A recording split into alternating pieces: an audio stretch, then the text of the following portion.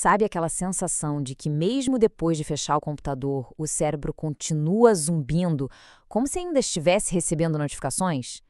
Pois é, essa sensação é cada vez mais comum. Hoje a gente vai mergulhar fundo para entender por que tanta gente se sente sobrecarregada pela vida digital e, o mais importante, como é que a gente pode reencontrar o equilíbrio num mundo que foi projetado para nos manter online o tempo todo. Essa pergunta aqui, ela pega em cheio, né? É exatamente essa exaustão mental que parece não ir embora. Aquele ruído de fundo constante de e-mails, de mensagens, de notícias urgentes. É como tentar dormir com uma torneira pingando sem parar dentro da cabeça. Uma coisa que nos deixa em estado de alerta o tempo todo, mesmo quando tudo que a gente mais quer é só desligar. E olha, essa sensação não é só imaginação, não. Ela é uma realidade. E tem número: 9 horas e 13 minutos. Esse é o tempo médio que cada pessoa no Brasil passa online, por dia. Pensa bem nisso. É mais de um terço da nossa existência diária acontecendo dentro de um fluxo digital que não para. Essa imersão constante acaba nos prendendo no que a gente só pode descrever como uma montanha-russa digital. Sabe, é uma viagem que até parece emocionante, cheia de picos de dopamina, mas é uma viagem sem freio, que acelera sem ter um destino claro. E, como toda montanha-russa, no final, pode deixar a gente bem tonto.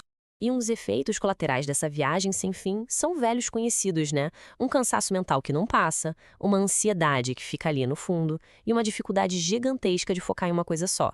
A gente fica pulando de aba em aba, de aplicativo em aplicativo, completamente preso num ciclo que só drena a nossa energia mental. Agora, vamos um pouco mais fundo. Qual é o custo real de viver nesse estado de superestimulação?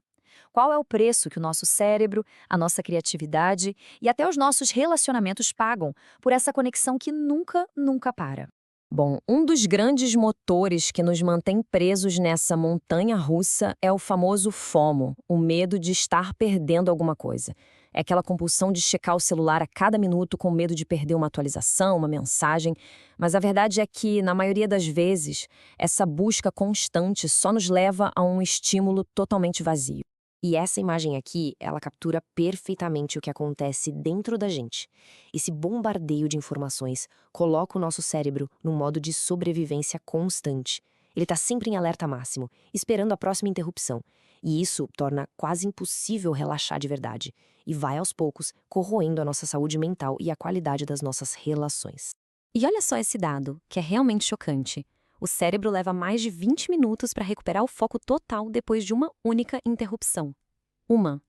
Agora, multiplica isso pelo número de vezes que o celular apita ou vibra ao longo do dia.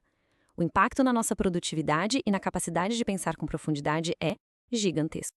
E com isso, a gente entrou na era do efeito 2x. A gente ouve podcasts no dobro da velocidade, lê resumos de livros em 15 minutos, passa correndo pelos destaques em vez de ler as notícias. A gente quer tudo mais rápido. O problema é que, ao consumir a vida nesse modo turbo, a gente perde a profundidade, as nuances, a verdadeira conexão com as coisas. Essa metáfora é assustadoramente precisa, né? A nossa atenção se tornou a presa principal desse grifo digital. Ele está sempre ali, faminto, esperando a gente baixar a guarda para atacar. Nossa capacidade de concentração está sob ataque constante. Então a grande questão é, como a gente se defende?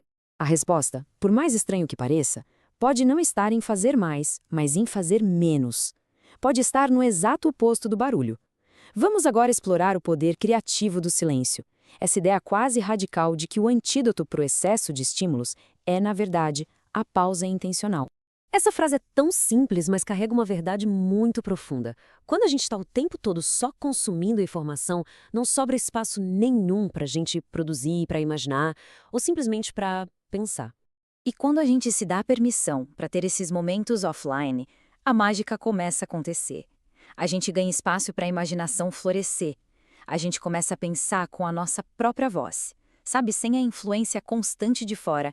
E o tédio, aquele nosso inimigo, de repente se transforma num terreno fértil para novas ideias. Imagina só, a criatividade é como um jardim silencioso e bem delicado. Se o tráfego constante de notificações e informações passa por cima dele o tempo todo, nenhuma semente vai ter a chance de germinar. É na quietude, na ausência de ruído, que as ideias finalmente criam raízes e florescem. Ok, então como é que a gente transforma essa ideia toda num plano de ação?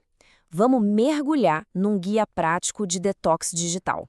E só para deixar claro, o objetivo aqui não é abandonar a tecnologia, de jeito nenhum, mas sim redefinir a nossa relação com ela, para a gente passar de um modo reativo para um modo intencional. Então tá aqui um mapa com 4 ações bem claras, bem diretas, para a gente começar a recuperar o controle e construir uma relação muito mais saudável e intencional com o mundo digital. O primeiro passo, e talvez o mais crucial, é criar barreiras. E são coisas simples, viu? Como desativar aquelas notificações que não são urgentes. Manter o celular fisicamente longe enquanto se trabalha. Isso já faz uma diferença enorme na proteção do nosso foco. O segundo passo é reaprender a saborear as pequenas pausas da vida. A espera enquanto o café fica pronto, um passeio pela rua sem fone de ouvido. Esses momentos não são vazios que precisam ser preenchidos com o celular.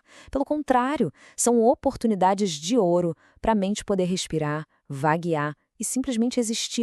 A seguir, a ideia é trocar aqueles estímulos rápidos e vazios, como o pico de dopamina de uma curtida, por experiências reais, que são muito mais gratificantes a longo prazo. Um hobby que exige concentração, como aprender a tocar um instrumento ou praticar um esporte, alimenta a mente de um jeito que nenhum feed infinito consegue. E ao juntar essas práticas, criar as barreiras, abraçar as pausas e trocar os estímulos, a gente começa, pouco a pouco, a construir uma vida com mais presença, uma vida que se estende muito além das fronteiras da tela. E então, o que se ganha com esse esforço todo? Muita coisa. Mais clareza mental, relacionamentos mais profundos e presentes, menos ansiedade e, acima de tudo, a gente recupera um tempo de qualidade, gasto com foco e intenção. Desacelerar não é preguiça, é um ato radical de autocuidado. E sendo bem sincero, sair dessa montanha-russa pode ser desconfortável no início.